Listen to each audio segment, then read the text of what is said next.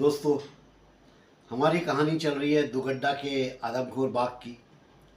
कहानी के पिछले भाग में हमने जाना था कि बाघ छोटी बागी गांव की एक प्रेग्नेंट लेडी को मारकर खा गया था।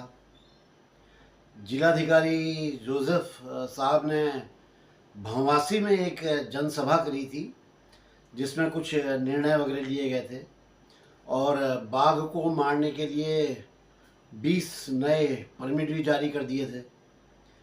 कई जगह से शिकारी आए थे और अपने अपने तरीके से बाघ का शिकार करने की कोशिश में लगे हुए थे। ये सब पिछले वीडियो में आप जान चुके हैं। विधायक भारत सिंह रावत जी ने लकड़ी के पिंजरे, जिन्हें जिबले बोलते हैं, वो बनवाने के लिए अपने 2 कारीगर भी भेज दिए थे, जिन्होंने 7 जगहों पर जिगले लगवा दिए थे बाघ पकड़ने के लिए कि बाघ को पिंजरे में बंद किया जा सके। मैंने बताया था कि लकड़ी के बने हुए जो पिंजरे होते हैं उन्हें जिगले कहते हैं। कहानी के अगले भाग में जाने से पहले मैं श्री BD सती जी, श्री राजेंद्र सिंह रावत जी, आप दोनों का आभार सहित धन्यवाद बोलता हूँ। आप मित्रों के अतुलनीय सहयोग से ही चैनल को कॉन्फिडेंस और क्या बोलते हैं यार, प्रेरणा मिलती है। So thank you very much. बड़ी खुशी होती है थैंक यू बोलते हुए, धन्यवाद बोलते हुए। दोस्तों, अब चलते हैं कहानी के अगले भाग में।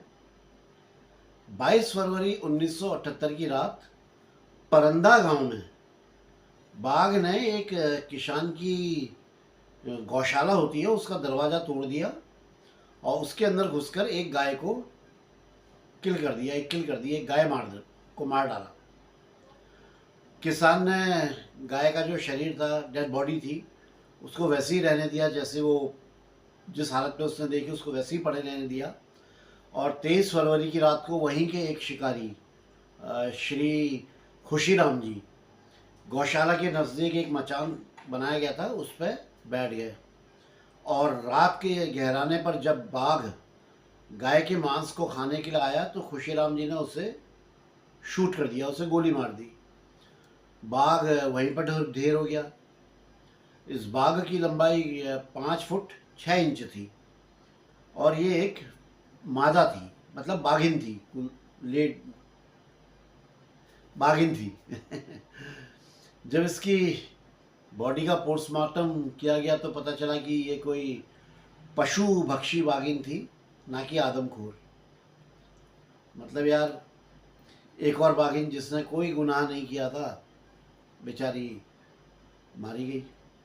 इसी के कोई बिरादरी वाला, क्योंकि आदमखोर था तो शक के घेरे में ये भी मारी गई।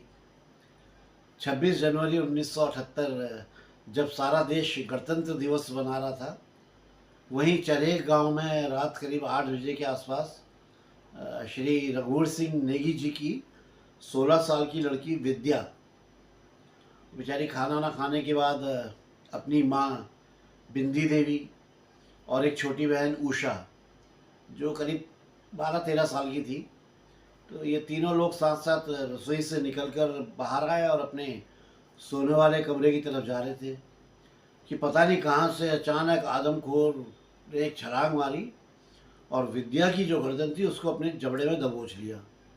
और विद्या के मुंह से सिर्फ इतना ही निकल पाया, ए बुई, मतलब ओ माँ। आदमखोर उसे दबोचे हुए आंगन पार करके नीचे ढलान की तरफ दौड़ गया। अब बिंदी देवी तो कुछ क्षण के लिए मानो कि जैसे उनको शरीर में पैरालाइज हो गई, उनको लकवा मार गया, बिल्कुल ठगी सी खड़ी रह गई, उनको समझ में ही नहीं आया। फिर जब थोड़ा सा उनकी मनोस्थिति ठीक हुई तो जोर जोर से चिल्लाने लगी, बचाओ बचाओ, विद्या को मैंसाग ले गया, विद्या को मैंसाग ले गया, मतलब विद्या को आदमखोर ले गया, विद्या को बाघ ले गया, चिल्लाने लगी। बिंदी देवी की आवाज़ को सुनकर ये विद्या के चाचा जी श्री गंभीर सिंह, पड़ोसी आलम सिंह और जगमोहन सिंह जी के अलावा कुछ और लोग भी आ गए। अब सारी बातें सुनी समझी जिन्होंने और उसके जानकर ये लोग सभी लोग हाथों में टॉर्च, लॉलटेन ये सब लेकर उस दिशा की तरफ दौड़ पड़े जिस तरफ बाघ को जाते हुए देखा गया था। तो ये लोग भी सब उस तरफ को दौड़ गए। अब रास्ते में जगह जगह विद्या के जो फटे हुए कपड़े थे वो झाड़ियों में फंसे हुए मिल रहे थे। जैसे ये फटा तो ये झाड़ियाँ फंस गया, इधर से फटा, तो मतलब कट फट करके कपड़े मिल रहे थे। और कपड़ों से ये पता चल जा रहा था कि बाघ जो है किस दिशा में आगे की ओर जा रहा है। गांव से लगभग आधा किलोमीटर दूर गोगुलनाथ का गधेरा है। गोगुलनाथ के नाम से गधेरा है। वहां पहुंचकर गांव वालों ने देखा कि विद्या का बॉडी जो है, मतलब वस्त्रहीन जो लाश है, वो मुंह के बल पड़ी हुई थी। उसके गले में दांतों के गहरे निशान थे जिनसे ब्लीडिंग हो रही थी, खून बह रहा था। और शरीर में जगह जगह जो है खरोच के निशान लगे हुए थे, उनसे भी खून निकल रहा था। बाघ विद्या के शरीर को खा नहीं पाया था, क्योंकि उसने लोगों की आवाज़ जो लगातार उसके नज़दीक आती जा रही थी वो सुन ली थी। और खतरा भागकर वो विद्या की बॉडी को वहीं छोड़कर जंगल में अपना वो कहीं अपना भाग निकला। अमून तो यही कर रहा था बाघ।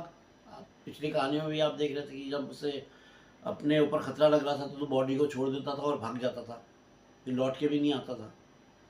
तो यही यहाँ पे भी उसने किया। गंभीर सिंह जी और उनके साथ कुछ लोग एक पेट्रोमैक्स की लाइट में वहीं लाश के पास बैठ गए। और कुंवर सिंह जी और भीम सिंह जी और जगमोहन सिंह जी के साथ सुरेंद्र सिंह जी ये टॉर्च और लॉलटेन लेकर के यहाँ से 2 किलोमीटर दूर धूरा गांव की ओर चले गए। क्योंकि धूरा गांव में शिकारी बाबा निहाल सिंह जी वो वहाँ थे। उन्होंने गांव वालों से सारी जानकारी ली और उनके साथ घटनास्थल पर आ गए। दोस्तों, असल में बाबा निहाल सिंह पिछली कुछ रातों से धूरा गांव में ही एक मचान बनाकर आदमखोर का इंतज़ार कर रहे थे। उनका ये मानना था कि जैसे ही ये बाघ आदमखोर गांव में आए तो ये उसे शूट कर दें। वो अपनी मचान की पोजीशन उन्होंने ऐसी जगह बनाई थी जहाँ से गांव के ज़्यादातर घर उनको साफ साफ दिखाई पड़ जा रहे थे। रात के करीब 3 बजे हुए थे जब बाबा निहाल सिंह विद्या की लाश के नज़दीक एक मचान बनवा करके उसमें बैठ गए। और बड़े आराम से उन्होंने अपनी पोजीशन वगैरह ले ली, अपनी राइफल वगैरह टिका ली। मतलब मचान में जो जो सब जिस तरह से किया जाता है वो अपना पूरी तैयारी से बैठ गए। सारी रात निकल गई लेकिन आदमखोर लौट के नहीं आया। मैंने बताया ना, आदमखोर लौट के नहीं आता था। अगली सुबह उतरछा गांव के वायरलेस सेट से सूचना पाकर पटवारी जी श्री हरि प्रसाद वेदवाल जी 12 किलोमीटर के उबड़ खाबड़ रास्ते को पार करके पोखाल से चरेख पहुँचे। घटना की जांच पड़ताल करी, जैसे अमून तो हमेशा करी जाती थी। और फिर अपना रोज नामचा जो होता था उस पर उन्होंने दर्ज किया, मतलब अपनी डायरी में नोट किया। 26 फरवरी 1978 की रात 8:15 बजे पट्टी अजमेर वल्ला वृत्त 2 के गांव चरेख में रघुवीर सिंह नेगी की पुत्री विद्या उम्र 16 वर्ष को आदमखोर ने मार डाला है। अब तक जिलाधिकारी जोजफ साहब और कानूनगो श्री आनंद सिंह नेगी जी भी घटनास्थल पर पहुंच चुके थे। ये लोग भी आ गए थे। जोसेफ साहब की सलाह पर, यानी कि मजिस्ट्रेट साहब, ये अपने डीएम साहब की जो सलाह थी उस पर विद्या के परिवार वालों ने विद्या के शरीर को वहीं पर रहने दिया। जैसे जिस तरह से बाघ उसे छोड़ के गया हुआ था उसको वैसे ही छोड़ दिया। 27 फरवरी को फिर बाबा निहाल सिंह जी उस मचान पर चढ़ के दोबारा से बैठ गए। चलो आज आएगा तो आज शूट कर देंगे। 27 फरवरी 1978 को ही रात में करीब 8 बजे चरेख गांव से उत्तर पूर्व दिशा में करीब 10 किलोमीटर दूर जुगती सेरा गांव है। तो जुगती सेरा गांव में एक घटना घट गई। हुआ यूं कि वहाँ के पंडित रामदयाल जी की पत्नी महेश्वरी देवी अपने घर के आंगन में, होता है ना आंगन, तो आंगन में कोने में बैठकर अपने रात के खाए के बर्तन धो रही थी। परिवार के सारे बर्तन धो रही थी कि तभी पत्थरों की वहाँ पे मेड़ थी जिसके पीछे आदमखोर घात लगाए हुए था। उसने आदमखोर ने महेश्वरी देवी पे छलांग लगा दी, लेकिन महेश्वरी देवी कुछ ऐसा डिसबैलेंस हुआ कि वो फिसल गई और वो ढलान में लुढ़कने लगी। और लुढ़कते हुए वो चिल्ला भी रही हुई थी, मैं सुहाग, बाघ आ गया, बाघ आ गया। महेश्वरी देवी की आवाज़ को सुनकर उन्हीं के मकान में किराए में रहने वाले कुछ नेपाली मजदूर उन्होंने सुनी, तो वो भी शोर मचाते हुए उनकी तरफ दौड़े। जैसे ही आदमखोर ने देखा कि बहुत सारे लोग उनकी ओर चिल्लाते हुए आ रहे हैं, तो वो अंधेरे में गायब हो गया। महेश्वरी देवी जी की जान तो बच गई, लेकिन ढलान में लुढ़कने के कारण उनके शरीर पर जगह जगह खरोंचें जरूर लग गई थी, लेकिन उन्हें ऐसी कोई गंभीर चोट नहीं लगी थी। कहिए कि बहुत अच्छी किस्मत थी उनकी कि वो बाघ की पकड़ में आए, इससे पहले ही वो स्लिप कर गई और लुढ़कने लग गई।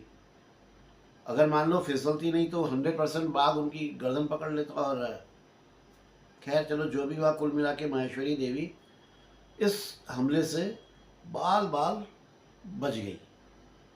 जाको राखे साइयाँ मार सके ना कोई। और यही तो बाघ के सामने हो रहा था, उसको भी नहीं मार पा रहे थे। इधर बाबा निहाल सिंह रात भर जो है चरेक गांव में बाघ का इंतज़ार करते रह गए, जबकि बाघ जो है जुगती सेरा पहुंच गया था। 28 फरवरी 1978 को वो लड़की विद्या, उसका अंतिम संस्कार वगैरह कर दिया गया। विद्या के पिताजी श्री रघुवीर सिंह जी राजस्थान पुलिस में नौकरी करते थे। इस घटना की सूचना उन्हें टेलीग्राम द्वारा भेज दी गई। और यार सोचो यार, वो बेचारी जो लड़की थी विद्या, कुछ ही दिनों के बाद इसकी शादी होने वाली थी, इसकी शादी तय हो गई थी और बस होने ही वाली थी, मगर कुदरत को तो कुछ और ही मंजूर था। इससे पहले उसके जीवन में बहार आती, उस बेचारी का जीवन ही नहीं रहा। बड़ा दुख होता है यार, पता नहीं क्यों मैं अंदर से इमोशनल हो जाता हूँ जब भी कुछ ऐसा सुनता हूँ या ऐसी कोई घटना के बारे में पता चलता है। तो भले वो कोई भी हो यार, परिचित हो या अपरिचित, लेकिन मन तो यार ख़राब हो ही जाता है यार। अब जिसने यार अपनी पूरी ज़िंदगी देखनी है और असमय काल के गाल में समा जाए यार। स्वरूप सिंह जी एक स्थानीय शिकारी थे, वो डॉक्टर अली साहब जिन्होंने ये किताब लिखी है दुगड्डा का आदमखोर, जिसको पढ़ के मैं आपको कहानी सुना रहा हूँ। इनको अपने साथ लेकर जुगती सेरा पहुँचे। उनका अंदाज़ा था कि आदमखोर अभी भी जुगती सेरा के आसपास ही होगा, यदि उसे तलाशा जाए तो हो सकता है कि वो मिल जाए और उसे मारा जा सकता है। ये उनका विचार था। अच्छा, इस गांव के आसपास की जो ज़मीन थी वो बड़ी कठोर थी और पथरीली थी। इस वजह से इन लोगों को बाघ के पंजों के निशान कहीं दिख नहीं रहे थे। ये समझ नहीं पाए कि बाघ किस दिशा से आ रहा है, किस दिशा को जा रहा है, मतलब उसके आने जाने का रास्ता क्या है, ये लोग नहीं ढूंढ पाए।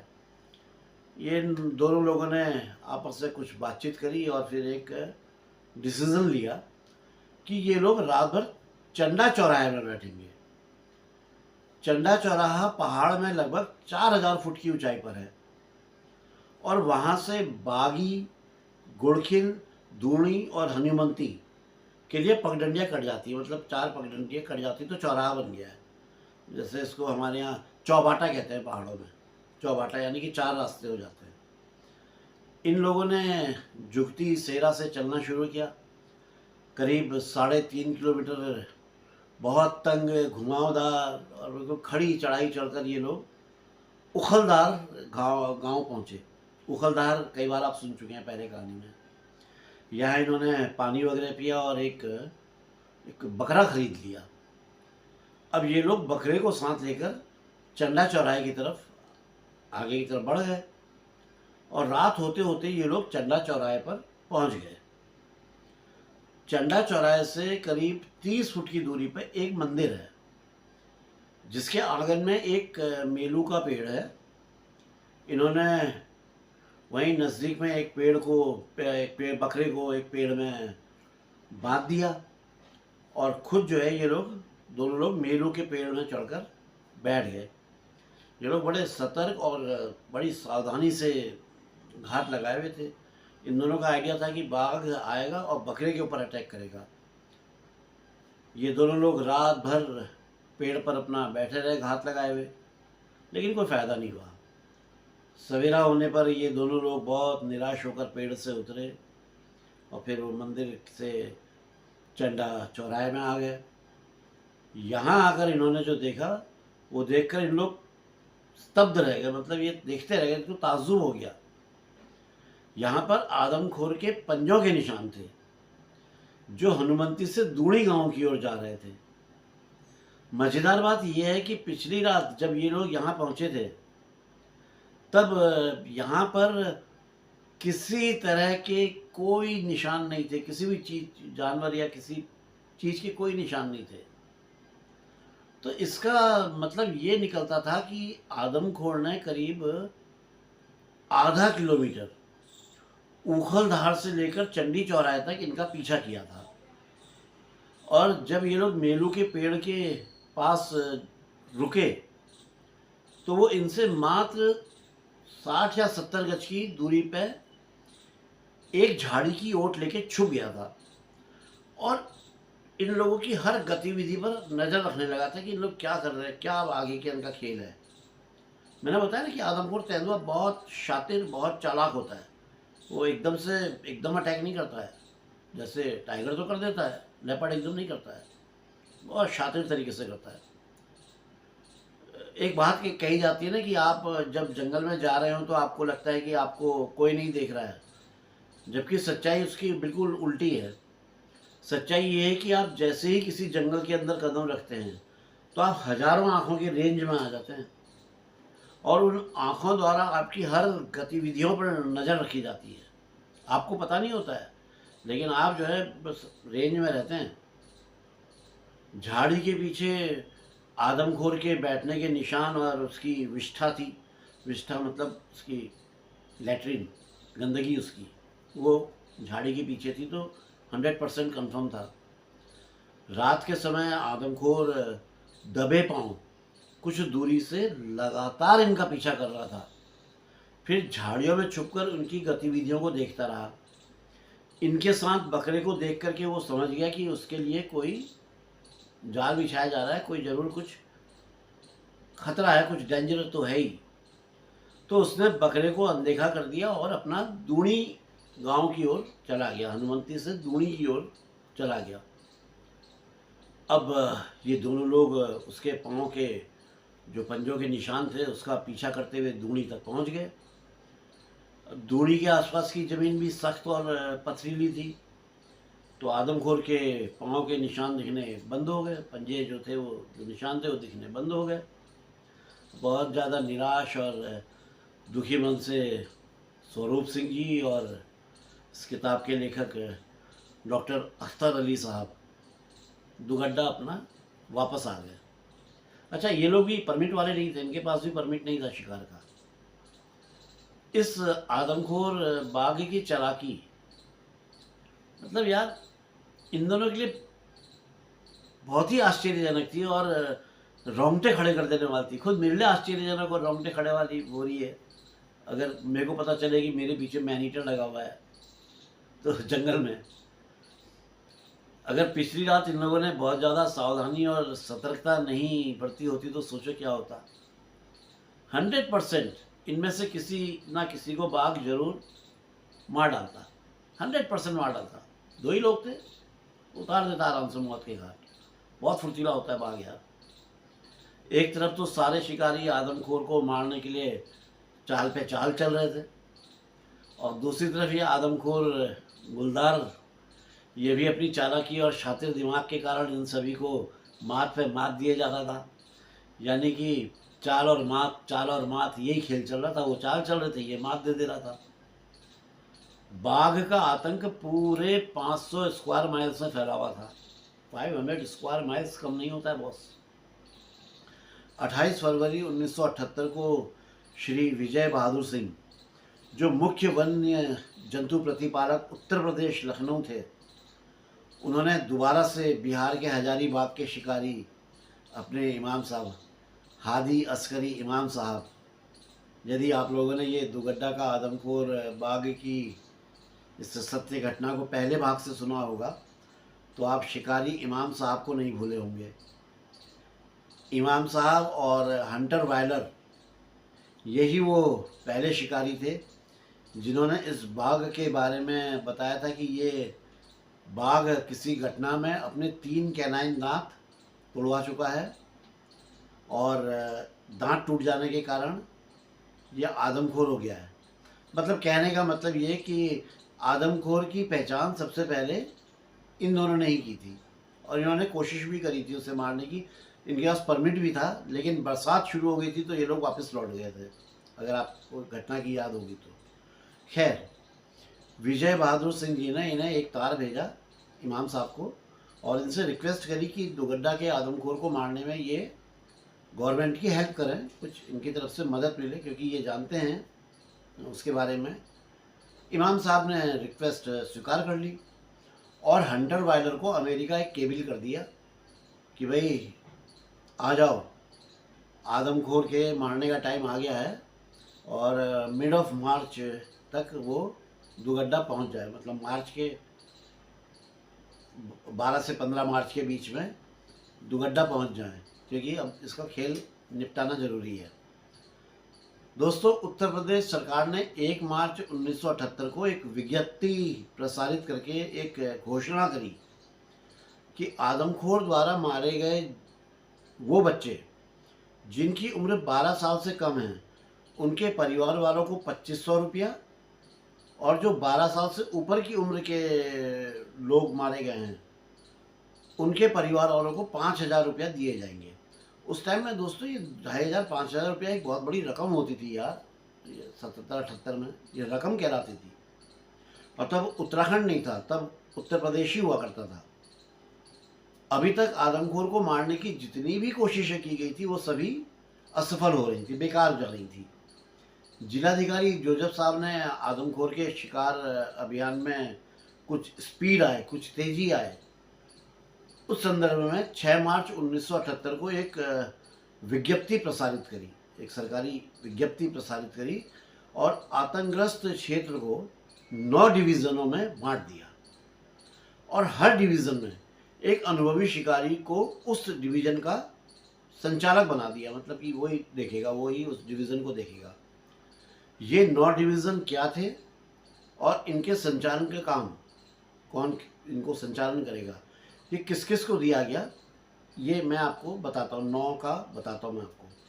कर्नल शेरजंग, इनको बड़ेत, बागी और रिठूड़ गांव का एरिया दिया गया। BR खुल्लर को पूरी डबरा लस्यू पट्टी वो दे दी गई और यदि वो चाहें तो कठूर और पुरवाना गांव में भी बैठ सकते थे, उनको ये अलाउ था। तीसरे बाबा निहाल सिंह को दूणी, धूरा और पाली गांव का एरिया मिला।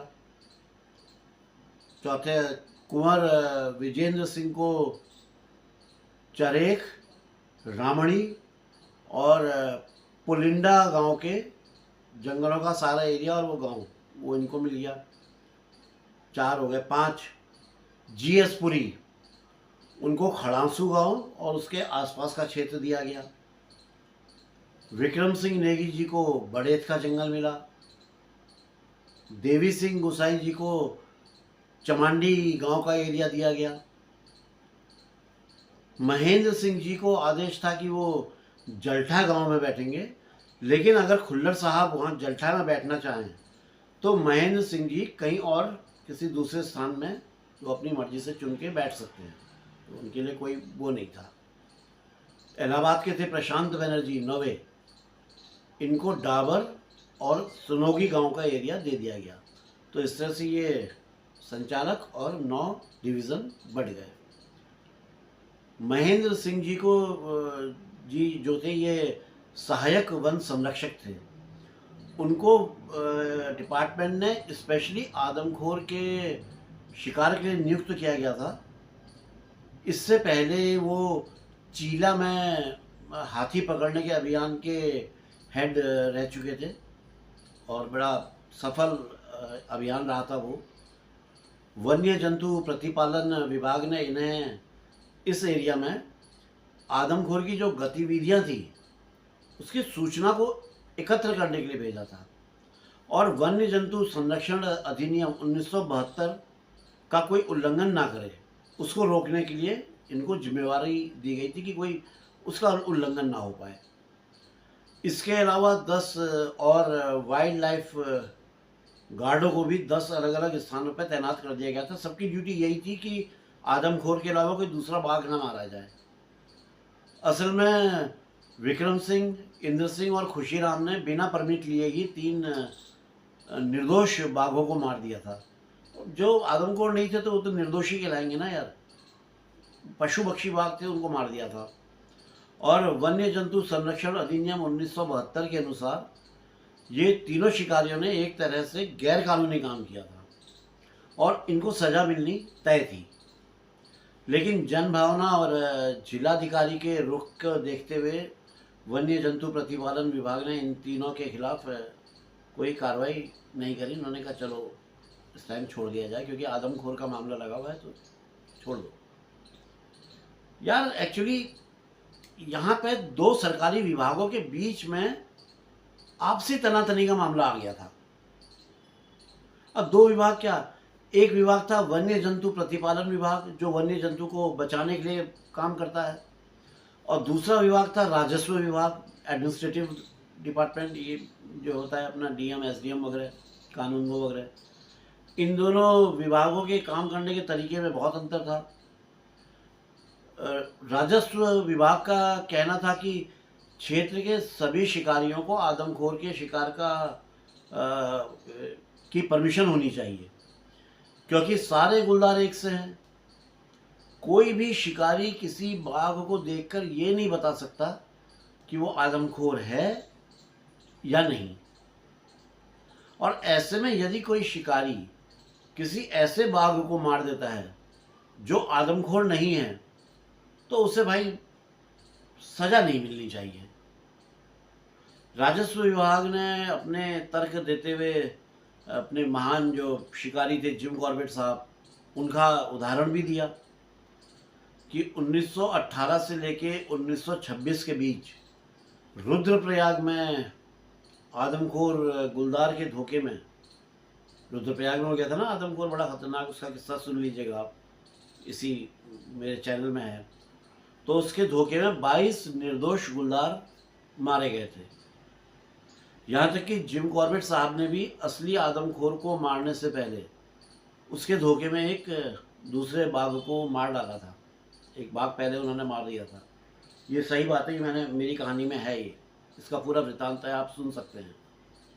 लेकिन वन्य जंतु प्रतिपालक विभाग का कहना था कि ऐसा ही कुछ ऐसे भी शिकारी हैं जिनके पास में सही हथियार नहीं है, मतलब जो हथियार है उनकी क्षमता सही नहीं है, लेकिन उनके पास जो मतलब ये बंदूकें वगैरह हैं वो इतनी अच्छी नहीं है कि वो उनको शिकार का परमिशन दे दिया जाए।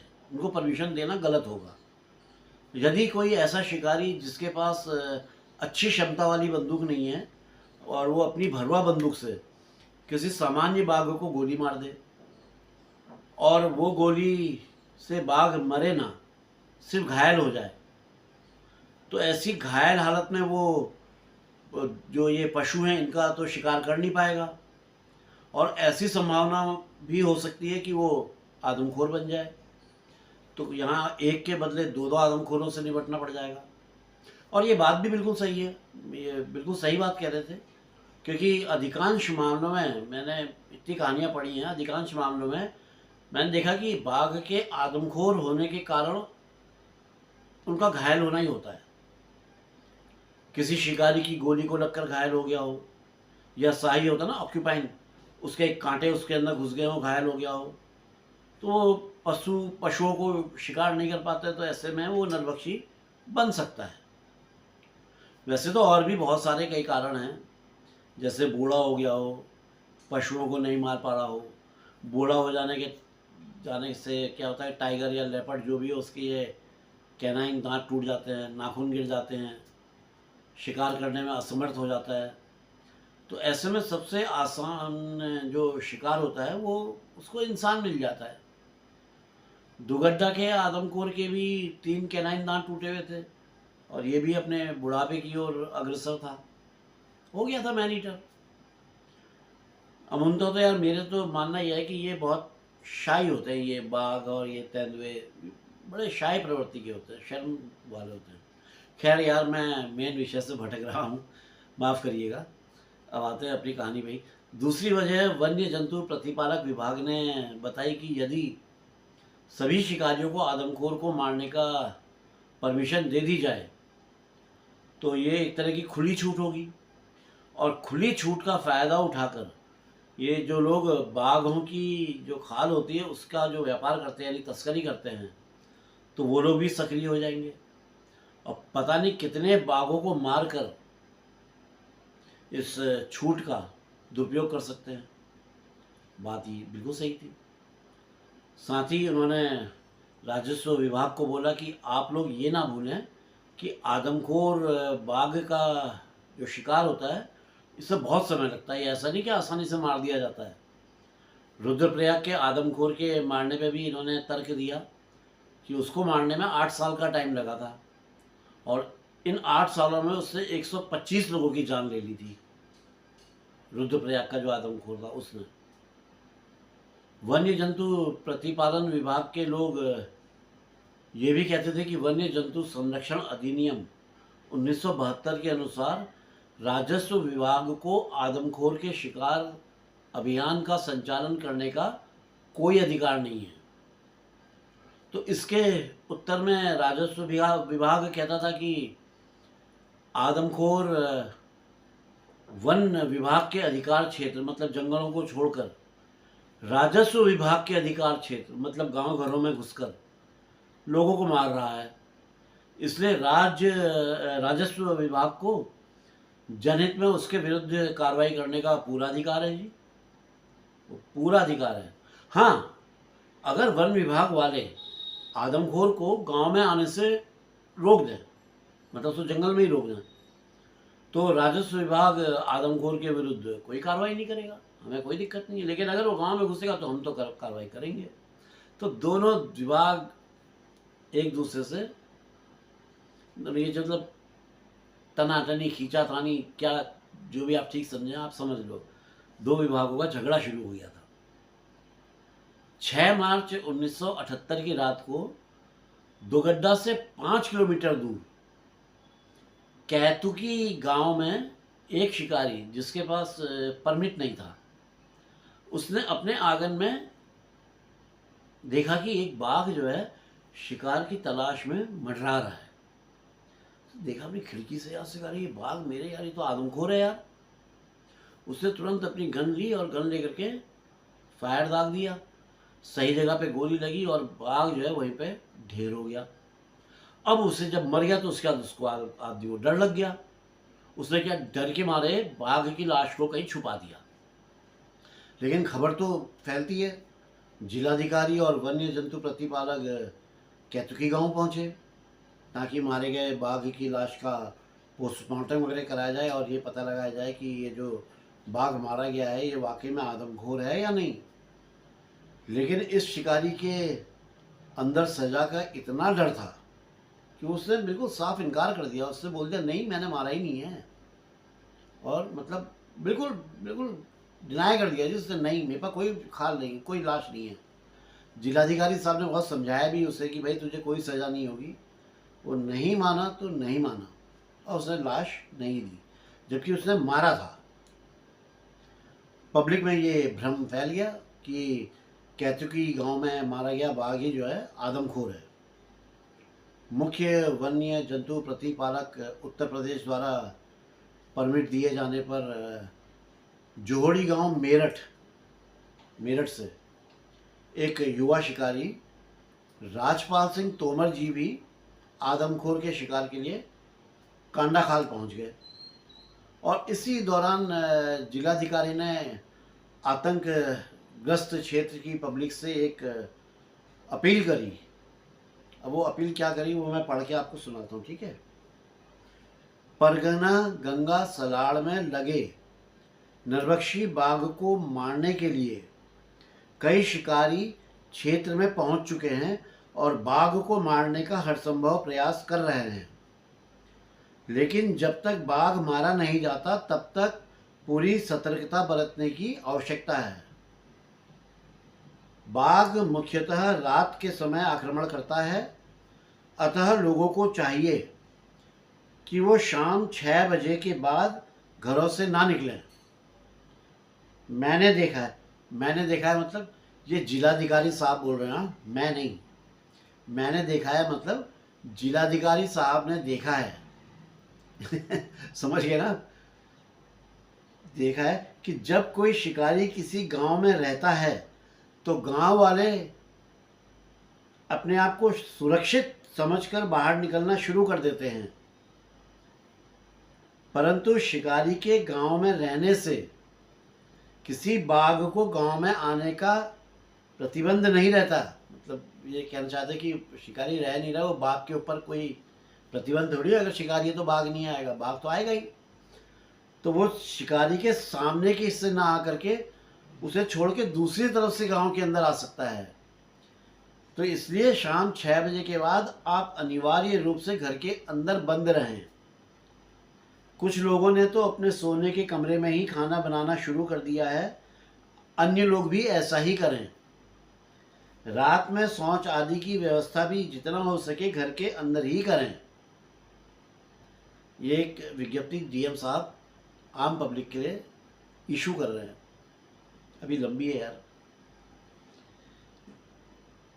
आदमखोर को मारने के लिए ये जानना बहुत ज़रूरी है कि वो कब कब किस गांव में आया था, और ये जानकारी ग्रामवासियों द्वारा ही के सहयोग से ही मिल सकती है प्रशासन को।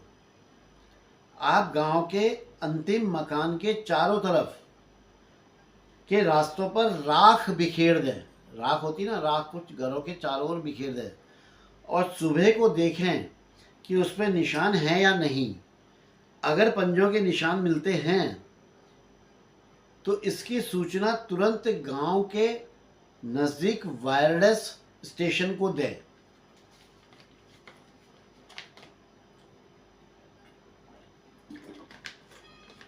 चरेख गांव में लोगों ने लड़की की लाश को बाघ से छुड़ाकर लाश के पास नहीं आने दिया था, जिससे बाघ लाश को छोड़कर चला गया था, और जब शिकारी मचान बनाकर लाश के पास बैठे तो वो उसे खाने के लिए वापस नहीं आया। निसंदेह नरभक्षी द्वारा पकड़कर ले जा रहे व्यक्तियों को नरभक्षी का पीछा करके छुड़ाने की कोशिश करें, हर संभव प्रयास करें, लेकिन जब ये देखा जाए कि वो व्यक्ति नरभक्षी द्वारा मार दिया गया है तो लाश को यथावत रहना छोड़ दें, उसे से छेड़छाड़ ना करें, और अपने क्षेत्र में नियुक्त शिकारी को सूचना दे दें ताकि बाघ के लाश पर आने पर शिकारी बाघ को समाप्त कर सके। इस अपील के माध्यम से मैं समस्त क्षेत्र के निवासियों से सहयोग चाहता हूँ। धन्यवाद। टी जॉर्ज जोसेफ, जिलाधिकारी गढ़वाल, कैंप कांडाखाल। दोस्तों, ये अपील थी जो जिलाधिकारी साहब ने आम पब्लिक से, आम लोगों से, गांव वालों से, कस्बे वालों से, वहाँ के लोगों से करी थी। अब दोस्तों, इस अपील का क्या नतीजा निकला? कुछ तो नतीजा इसके कभी निकला होगा ना, तो वो मैं अगले एपिसोड में बताऊंगा।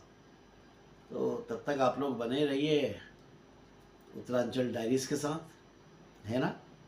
आपका प्यार और आशीर्वाद हमेशा ऐसा ही बना रहे, यही उम्मीद है, यही आशा है। जो मित्र चैनल में पहली बार आए हैं उन सबका स्वागत करता हूँ। मेरा अभिनंदन, मेरा नमस्कार स्वीकार करें।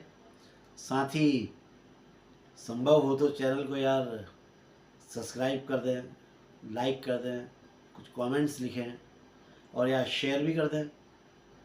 और दोस्तों, वीडियो आज कुछ ज़्यादा लंबा हो गया है, उसके लिए माफ़ी चाहता हूँ। तो दोस्तों माफ़ कर दीजिएगा। अभी तो आज्ञा दीजिए कि आपका और ज़्यादा समय ख़राब ना करूं, और चलता हूं। और जल्दी ही मिलता हूं ये बताने के लिए कि फिर क्या हुआ, कि फिर क्या हुआ। तो दोस्तों आज्ञा दीजिए। Bye bye bye. जय बद्री विशाल, जय उत्तराखंड, जय जय जय, जय माँ भारती।